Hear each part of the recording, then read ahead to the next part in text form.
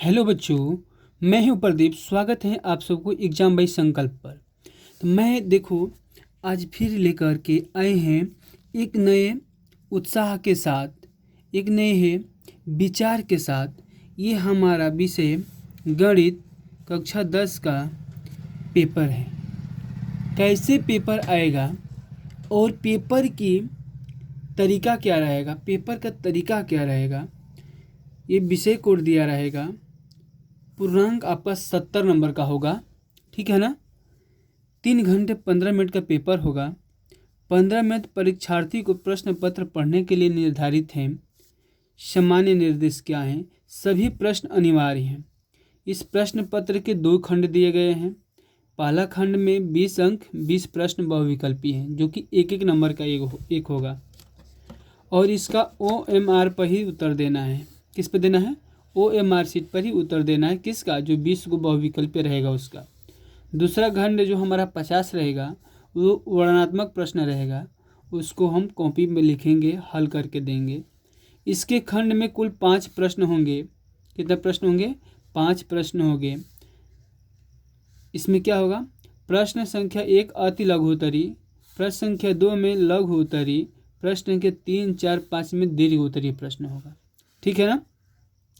प्रत्येक प्रश्न के प्रारंभ में स्पष्टता लिख दिया गया है कि उसके कितने खंड करने हैं। प्रत्येक प्रश्नों के अंक उनके सम्मुख अंकित किया गया है, कौन सा नंबर कितने नंबर पे है।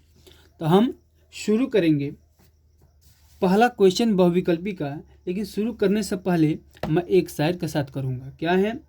अब तुम इन आँखों का ख्वाब नहीं हो सकता, अब तू इन आँखों का ख्वाब नहीं हो सकता, इससे ज़्यादा ख़राब कुछ नहीं भी हो सकता, इससे ज़्यादा ख़राब अब कुछ भी नहीं हो सकता।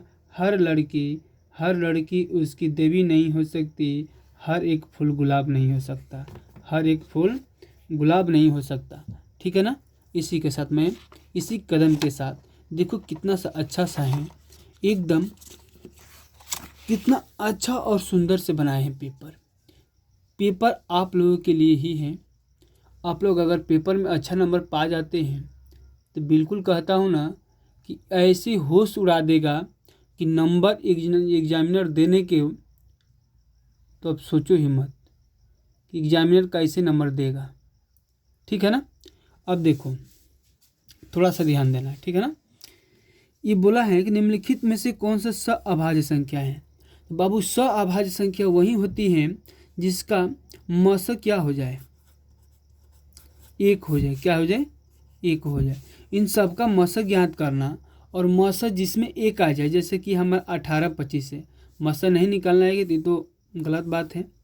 18 और 25 का मस निकालेंगे आप तो 1 आएगा, ठीक है ना। इस पर आपको 1 नंबर मिलने वाले हैं। इस प्रश्न पर यदि द्विघात बहुपद x² + a + x + b जिसके शून्य के 2 - 3 है, तो a b का मान बताना है। तो a b का मान अगर आपको ऐसे नहीं करने आ रहा है तो एक सरल सा उपाय है कि आप विकल्प से कर सकते हैं। विकल्प से कैसे करेंगे? तो हम विकल्प में हम लास्ट से शुरू करते हैं। या तो इसका ऐसे सबका आंसर या तो सी में छिपा रहेगा, नहीं तो डी में छिपा रहेगा। अगर आपको नहीं आ रहा है तो आप सी और डी में से कोई भी एक क्वेश्चन आँख मूंद को मारोगे, सही हो जाएगा। देखो पहले चेक कैसे करना है। अगर हम ए और बी का जो मान आएगा ना, अगर उसको हम इसमें रख देते हैं तो हमारा जो शून्यक आएगा ये इतना आना चाहिए। जिसका विकल्प में रखने पर शून्यक हमारा इतना आ गया, समझो वो विकल्प क्या है? सही है। तो हमारे ए का मान अगर इसमें हम रख देते हैं और बी का मान यहाँ पर रख देते हैं तो द्विघात समीकरण का जो शून्यक आएगा वो 2 और -3 आएगा। आप लोग रख कर हल करेंगे, इतना तो आपके पास आता ही होगा। तीसरा नंबर क्वेश्चन है कि संख्या n² - n 8 से विभाज्य है, तो यदि n एक क्या है आपका, तो n क्या है जब विभाज्य होगा तो n हमारा एक आपका विषम संख्या होगा। क्या होगा बाबू? तो विषम संख्या होगा। धैर्य के साथ आप लोग कह सकते हैं कि क्या होगा? C फॉर कैट, यानी ये विषम संख्या होगा। क्या होगा? विषम संख्या होगा। और देखो ये क्वेश्चन और मज़ेदार है। क्या दिया है?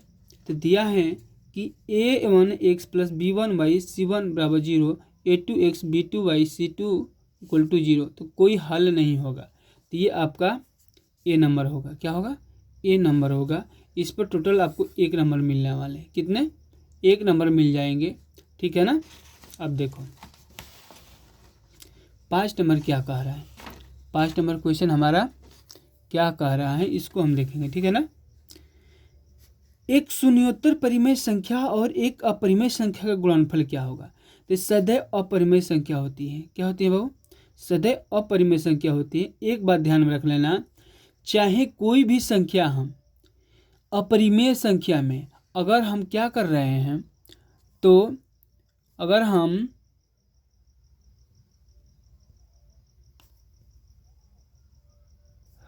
हम किसी भी अपरिमेय संख्या में चाहे जोड़ते हैं चाहे घटाते हैं, एक चीज़ याद रखना, चाहे हम जोड़ेंगे चाहे घटाएंगे तो उसका क्या आएगा? मान हमेशा अपरिमेय संख्या होगा। चाहे जोड़ेंगे, घटाएंगे, गुणा करेंगे, चाहे भाग करेंगे, अपरिमेय संख्या में उसका क्या होगा? तो अपरिमेय संख्या होगा, ठीक है ना। 6 नंबर का है x square plus b x plus c equal to 0। तो इसका कौन सा कथन सही है? तो आपका कथन 1 और 2 दोनों सही है। क्या है?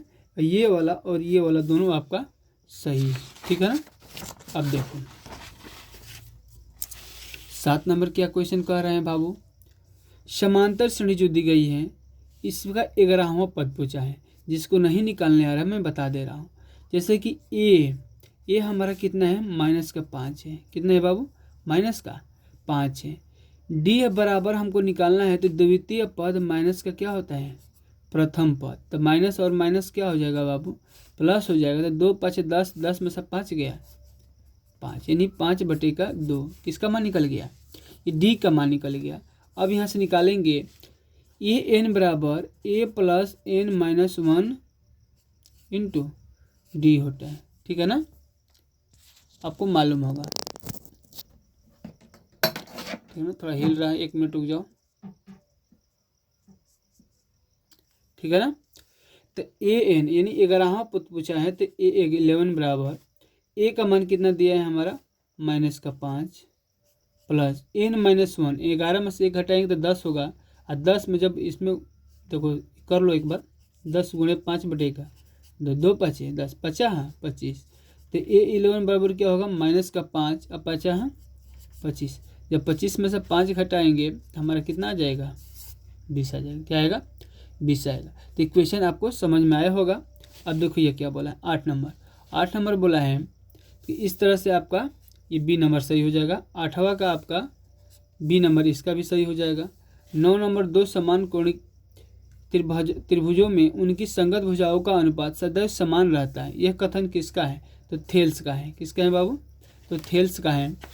देखो 10 नंबर क्वेश्चन क्या कह रहा है, ये जो चित्र दिया गया है इसके अनुसार इसको हम हल करेंगे तो 25 अंश आएगा। क्या आएगा? 25 अंश। अब ध्यान से देखना, ये tan 30 अंश का मान है, यहाँ पर 30 छूट गया था थोड़ा, और tan स्क्वायर 30 अंश, इसका मान क्या होगा? तो बाबू tan 2θ बराबर हमको मालूम होता है कि 2 tan θ/1 - tan स्क्वायर थीटा, ठीक है ना। तो थीटा का जगह हमको क्या रख देना है? 30 अंश रख देना है। तो tan 2θ बराबर 2 इंटू थीटा की जगह पर 30, तो 30 दूना का 60।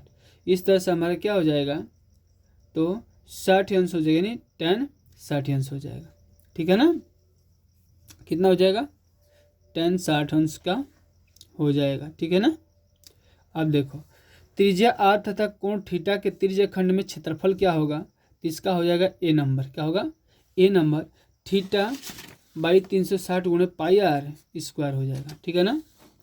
अब बोला है ये देखो और मजेदार क्वेश्चन क्या है, गिल्ली डंडे में के खेल में गिल्ली का आकार कैसा होता है?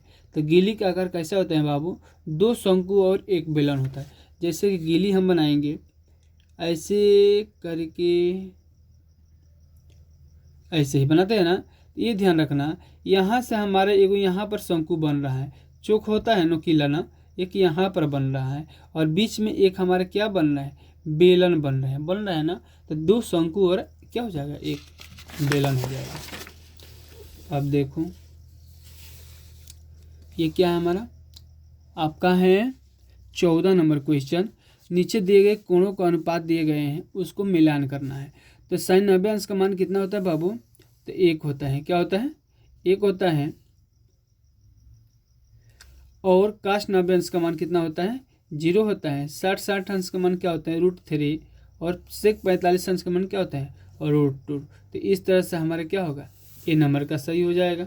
ठीक है ना। 15 नंबर क्या कह रहा है? किसी समय पर एक खंभे की चाहे खंभे की लंबाई √3 गुनी है तो सूर्य का कोण क्या होगा? तो 30 अंश हो जाएगा। क्या हो जाएगा? 30 अंश। ऐसे क्वेश्चन आते हैं तो ये आपका सर्वसमीका है, इससे हमको आंसर क्या निकल जाएगा? 2 निकल जाएगा। क्या निकलेगा? 2 निकलेगा आंसर। निम्नलिखित में से किसी संख्या किसी घटना का प्रायिकता नहीं हो रही है तो माइनस का 1.5। इसको आप लोग लिख लो कि वेरी वेरी इंपॉर्टेंट क्वेश्चन है, आपको पेपर में जरूर देखने को मिलेगा। ठीक है ना। तो आप लोग अच्छा से इसको रट लेंगे। अगर नहीं आपको हल करने आ रहा है तो रट जाइए विकल्प के साथ। संचयी बारंबारता सारणी रचना करना निम्नलिखित में से उपयोग है किसके साथ? माध्यक के साथ। आंकड़ों में बहुलक क्या है? बहुलक यानी बहुलक क्या होता है? इनमें संख्या कितनी ज़्यादा है, मैंने किसकी संख्या ज़्यादा है? 7 की संख्या ज़्यादा है, 7 पर लगा दी। किसी बंटन का माध्य 16 बहुलक 13 हो तो बंटन की माध्यिका क्या होगी? तो 15 होगी। क्या होगी? 15 होगी। इस तरह से हमारा बहुविकल्पी समाप्त होता है। अब हम आते हैं खंड ब पर। क्या आते हैं? खंड ब पर आते हैं। देखिए खंड ब में हमारा क्या दिया है? दर्शाइए कि 3√2 एक क्या है? अपरिमेय संख्या है।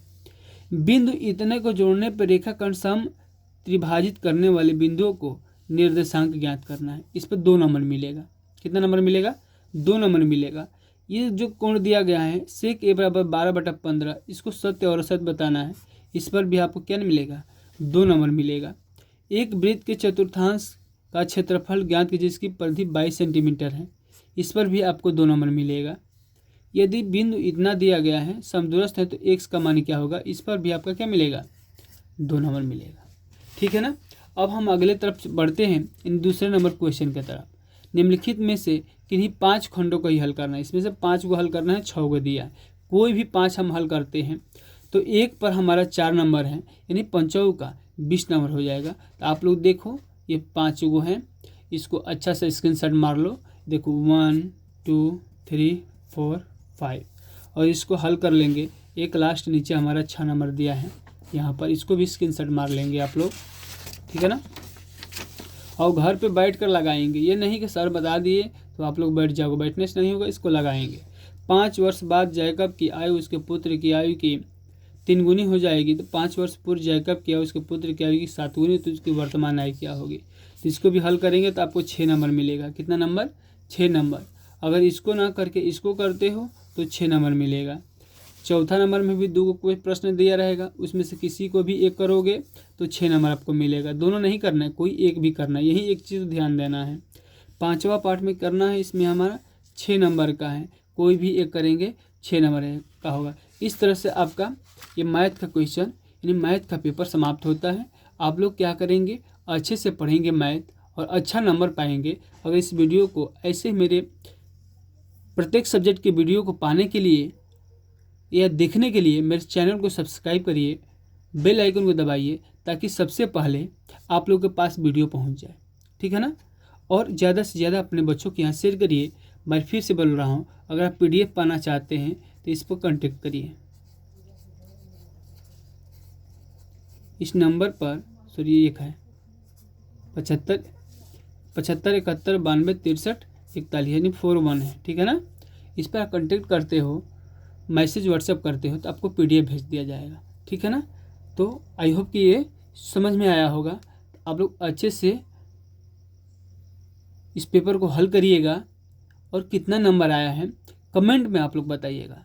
ठीक है ना। जय हिंद, जय भारत।